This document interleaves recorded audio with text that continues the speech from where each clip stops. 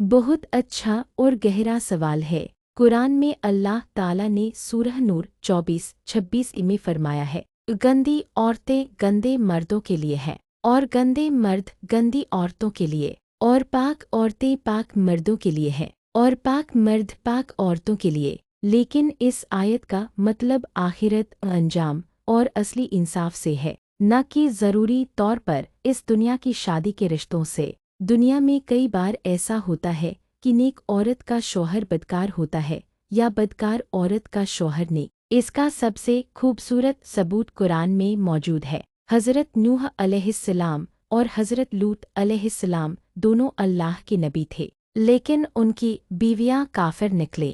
फ़िरौन जो सबसे बड़ा जालिम था। यह आयत इस दुनिया की शादी से नहीं, बल्कि अल्लाह के फ़ैसले और आखिरत की जोड़ियों से ताल्लुक़ रखती है। यानी आखिरत में नेक बंदों के लिए नेक औरतें और बदकारों के लिए बदकार ही होंगे। बीबी आसिया अलैहिस्सलाम का वाक़या इस बात का सबसे बड़ा सबूत है कि वह काफिर शौहर के घर में रहते हुए भी ईमान पर कायम रहीं और जन्नत की बशारत पाई।